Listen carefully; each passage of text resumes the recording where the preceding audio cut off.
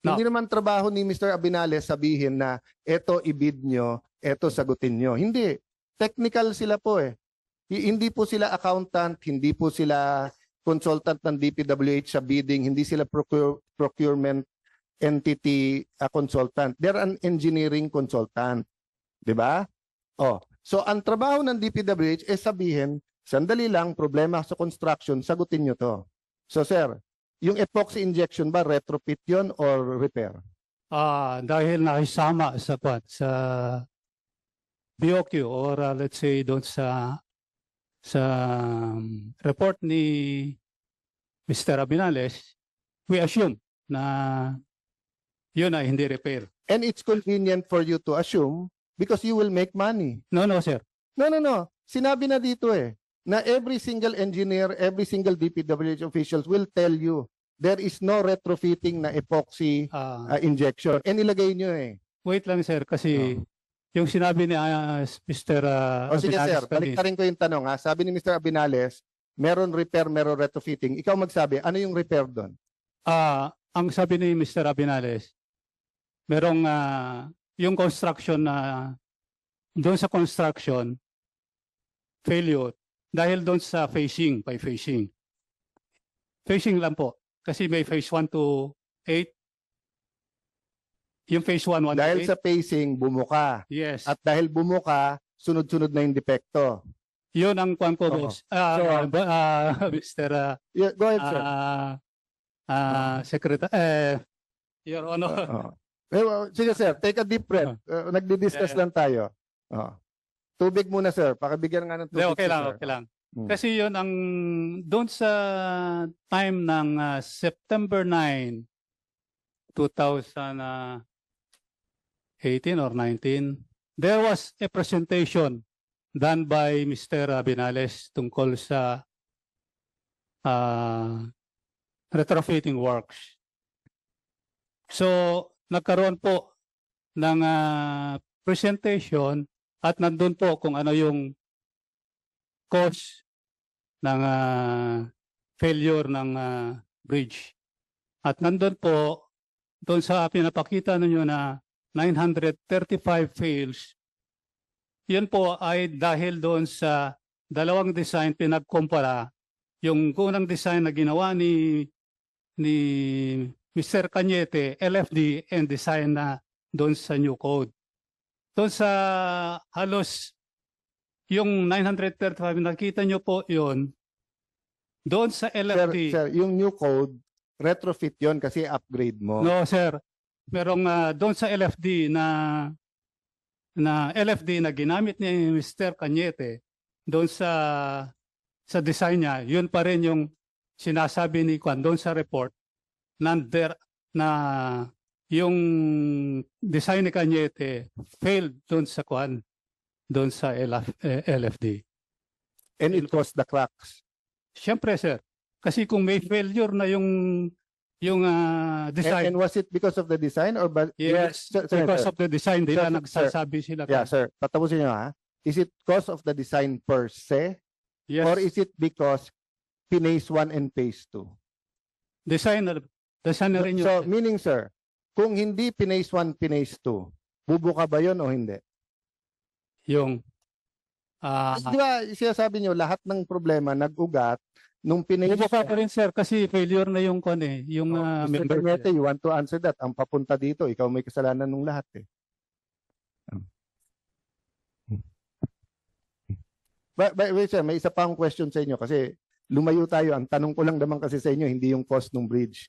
Paano nyo alam na kasama yung epoxy injection dun sa tinatapos na final contract? Nakakuha po kami ng report. Hindi, yung report, ang sinasabi lang kailangan anong gawin. Yung final contract, yun po yung ibibid.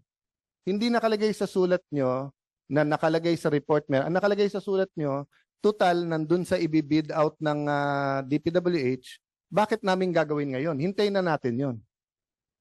Kasi alam namin na galing sa yung pagka-defect ng yung cracks na yon galing sa anyway, design. To save time, Ma'am Attorney Yusek Lapus, hindi ko natitingnan yung time. Kung nakalabas na yung bid documents noon din, baka natikitan na. Kung hindi pa, di ibig sabihin may inside info sila doon sa lalabas, di ba? O, we will digress ng konti, Mr. Cañete, just to give you an opportunity if you want it now or next hearing. Kasi ang topic ko ngayon, bakit nahalo yung repair at saka yung wala pa namin sa topic today yung bakit bumagsak, pero since parang lahat sila sa yung ngayon tumitingin, do you want to answer that now or the next time? Parang lumalabas sila kahit na daw hindi splinit, palpak daw yung design. Design flaw So tinagalog ko lang. Kasi iba yung obsolete, iba yung outdated, iba yung palpak. Yung obsolete, di ba? Ibig sabihin hindi mo na gagamitin. Pero ayos siya when it was to be used. So example, wala nang gumagamit ng bunot ngayon. Baka meron pa pero alam ko wala na. Di ba? Kasi vacuum cleaner na, yung floor polisher na ang ginagamit. So obsolete na pagka bunot. Pero magagamit po pa ang bunot kung gusto mo. Di ba? So yung bunot more outdated than obsolete. Di ba? Kasi you use the word obsolete. Your design is not obsolete. All the other bridges that existed before your design is still being used. It is that hindi na pwede kasi hindi na siya up to code. But ang sinasabi nila ngayon, all of their defects was because nag-ugat dun sa design nyo. Okay, thank you, Your Honor. Actually, hindi ko kasi alam lahat ng detalye nung retrofit design, no? Yung sa independent check. Now, a third party pala, third party. Now, sinabi niya, pero ang mga nag-stand out sa mga statement niya is yung as-built, ibig sabihin, i-check yung structure based on gumalaw na yung Thank you for doing that, going to that. So anong finding sa as-built? May mga problema, di ba? Yun na yung sa report niya. Pero, ang design ko kasi is 12 na arko kompleto.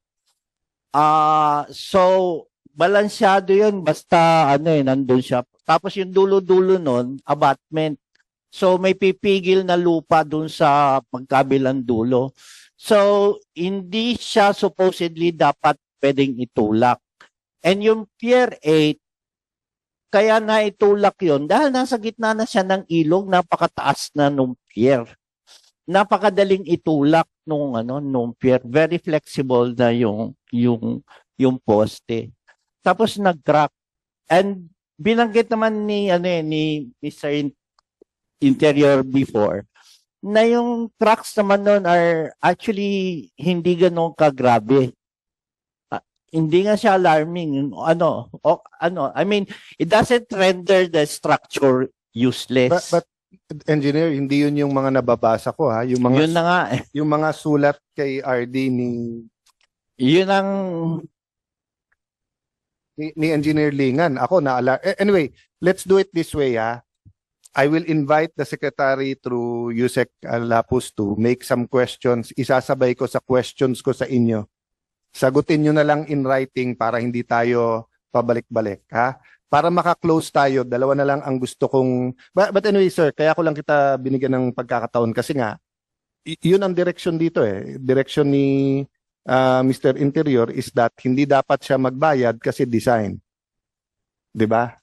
Nag-umpisa tayo dito Kayo talagang sinisisip. Kaya lang, napunta dun sa truck, napunta sa...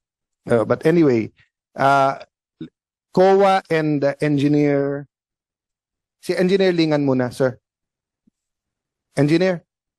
Unang-una, I'd hindi pa tapos yung investigation but I'd like to thank you. So far sa what I've seen, hindi mo tinantanan kung ano nakita mo ay ni-report mo. Tama po ba? Thank you, Chairman. Yes.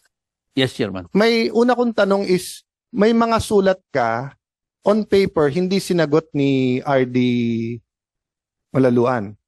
Parang yung isa, 1 taon bago sagutin So sinasagot ka ba verbally or by text kaya wala lang on record or pag sumusulat ka deadma? Anong Simulan mo sa una mong sulat tapos ano nangyari po? May nangyari ba sa mga sulat mo o wala? Actually, sir, just to document it, ginagawa ko ng sulat, but I discuss it to them mismo sa verbally. Because isang office lang kami, I discuss it to them verbally. Pero ginagawa So ko you were smart enough to document it para hindi. Okay. document it, sir. Oh. And from the start, ano yung nakikita mong problema sa tulay? From the start, sir, kasi parang yung while on progress yung construction may mga nakaka-crack up na defects. So despite na palagi nandun si designer on site to supervise it at sinusunod namin lahat yung mga approved plans, nakaparoon pa rin ng problema na ganyan. So I suspect na may design flaws, sir. Okay. Susundan kita ha, na despite the fact na nandun yung designer at ginagawa, may lumabas na defect. Okay? So, you suspected baka sa design. Yes, sir. Oh. So, malayo pa. Wala pa yung earthquake.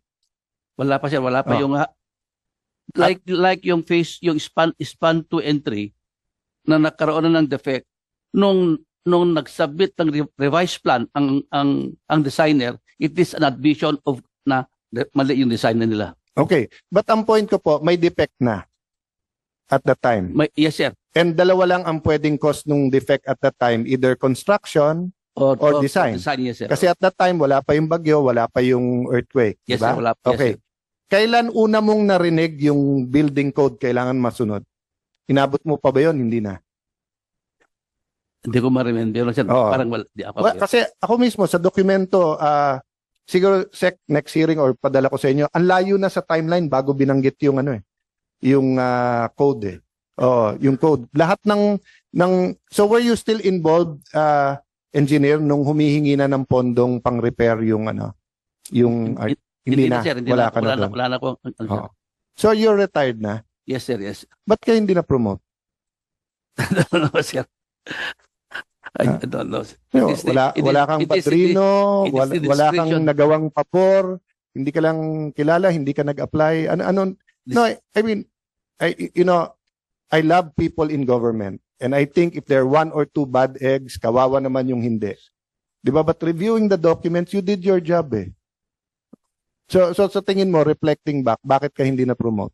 Sir, nasa discretion ng head of office kasi yun, sir. So anyway, baka it can just be, sir, a lesson to all of us. I mean, our secretary from the ranks din po kayo, di ba? From out of the great engineering school, Mapua, all the way Yes, back. Your Honor. Nag-private pa ba kayo, Sec, o diretso ng DPWH? Diretso sa DPWH, my first career is with DPWH. And when you retired at USEC, you never knew that you will be secretary, no? But, there may be many more like engineer here. Sir, do you want to add anything else? I cannot promote you, but I can honor you. You want Thank to you. add anything else? Thank you, sir. Thank you for your acknowledgement on my accomplishment during the time. But I'm sorry po, hindi nakakain, hindi nasasakyan, hindi natitirhan yung papuri ko sa iyo. Thank No? you, thank you, But sir. I think, it will be part of the report. Yeah, you can clap your hands. Usually hindi, pero Thank you, sir. oo. I'm praying, hoping wala akong makitang masama pagtatapos tong hearing na to kasi so far lahat ng sulat mo, may isang sulat 1 year bago ka sagutin ni RD. But anyway, baka ngayon kasi baka nagkakausap naman kayo. Oh. Yes, sir. Sir Kowa, I also want to thank you but I want to read part of your report, sir. Kasi yeah. Saan yung Sir, can you introduce yourself, sir? Sir, I'm Mr. Benjamin Lasam, the audit team leader of DPWH Regional Office Number 2. When the project Akabagan Santa Maria Bridge was implemented,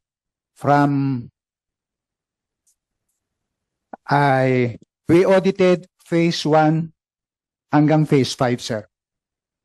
Sir, I want to read it pero I don't want to put words in your mouth. Kayo na magsabi, sir, from the start or in your own words, sir, anong naging findings o conclusion niyo, sir? Firstly, on the phase 1 and 2, we have some adverse finding on the implementation of the project. As mentioned in our affidavit, our report was came from the technical audit findings came from our engineers from COA by the team of Engineer Randy Sumabat and Engineer Warner Alvarez, sir. Then after phase 1 and 2, we proceeded to audit phase 3, but on the phase 3 there was no adverse finding. On the phase 4, that pertains to the repair and retrofitting, we have another finding on phase 4. And that finding was also incorporated and mentioned in our affidavit. On the phase 5, we requested an audit of phase 5 just lately after the bridge has collapsed. So our request for audit for technical evaluation on our engineer are still pending in the regional office, sir. That's Sir, all, sir. Sir, correct nyo na lang ako. Let's just go through it. Last na naman po kayo. What's it? 45? Slide 45, no? Sir, dito sa number 3, may slide ba sa likod nito? Kita nyo naman, sir. Kita nyo naman. Yan. Review of QAU-RO, reports dated August. I'll go to the bottom. Revealed that there were noted deficiencies attributed to the construction of the bridge, and the recommendations were provided on the necessary rectification to be undertaken by the contractor. So very clear ha, COA na nagsasabi nito.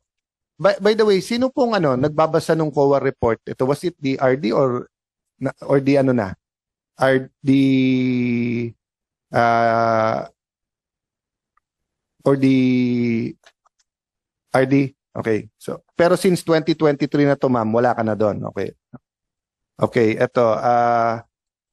Relative thereto, inquiry with the QAU-RO team members disclosed there was no subsequent re-inspection validation conducted since no rectification were undertaken by the contractor. So may recommendation na to rectify, they did not rectify. Sa kanan na, in a meeting with the contractor, we sought the reason why the latter failed to comply with the recommendation set forth in QAU reports. The contractor opted not to comply with the said recommendation as it might complicate the final report of the third-party consultants. The final report of the were finally approved by the CO, which will be the basis for retrofitting works to be bid for the implementation. So let me just give a quick comment here. Tama, sir, di ba? Binasa ko lang naman eh. Yes, sir. Yes, Okay. sir. Mr. Secretary, in one sense, naintindihan ko yung contractor na sandali, pag ni-repair ko yan, baka iba sabihin ng third party. Pero hindi ko maintindihan, nung nagsalita yung third party, ayaw din naman pala niyang gawin. I-bid na lang daw, tapos yung mananalo sa bid ang gagawa. So parang hindi ko tuloy malaman ngayon kung bakit niya ayaw gawin, ayaw lang niya bang ibayaran, o ayaw niya mag-complicate. Diba? So, just as a lesson for future, most projects naman po, sir, hindi naman umaabot na may third party, diba? So most projects, pag sinabi po ng RD or ng project manager, rectify, i-rectify na. Tama, sir? Oo. Okay. Yes, sir. May comment ka dun sa binasa ko. Yes, sir. That was the reply of the management to our findings, sir. Actually, the finding on phase 1 and 2, ang sabi po nila, yun nga, na gagawin na sa phase 4, sa retrofitting. That was also the finding of our engineers na parang madodoble. So we put that on our AOM, Audit Observation Memorandum, but there was no reply yet by management. So we opted to, after again reviewing our report, if there is a necessity for us to disallow that amount, we will disallow. But then our problem yet is the amount of disallowance supposed to be was not quantified.